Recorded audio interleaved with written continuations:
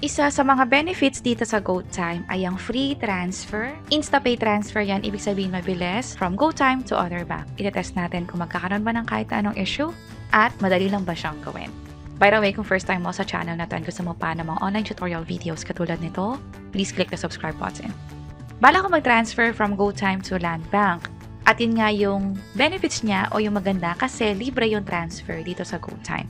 I-check natin, tap ko tong send transfer, other banks, and then search ko na lang dito or type natin yung Land Bank of the Philippines. Free transfer agad, InstaPay transfer, ibig sabihin real-time yung transfer. Magpapakita agad yung perang padala doon sa kabilang bank account.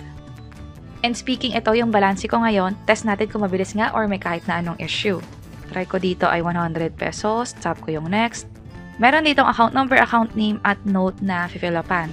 Kompletihin lang natin lahat ng info. And then yung account name na rin. Yung note, optional lang so I can leave this blank. Tap ko yung next. Mamili tayo dito ng reason, ito na lang. And then i-double check lahat ng info. Zero fee, libre talaga. Tap ko na tong transfer. Approve ko lang to gamit yung passcode or fingerprint. Oops, nagkaroon ng issue. Try again natin. After few minutes, transferred successfully na.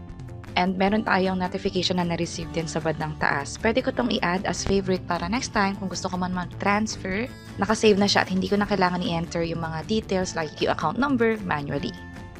At pag ni-refresh ko tong Land Bank account ko, bali punta lang tayong fund transfer, accounts ulit. Or siguro mag-log out na lang tayo. Ito na, naging 1,206 na. Overall, naghintay lang ako after few minutes nawala na yung error niya. Nakapag-transfer naman tayo successfully at real-time, mabilis matransfer yung pera. Sana nakatulong tong video na to. Kung pakiclick ang like button at para sa iba't ibang tutorial videos, pwede nyo i-check itong nasa baba. Sana makatulong and see you sa mga next videos. Bye-bye!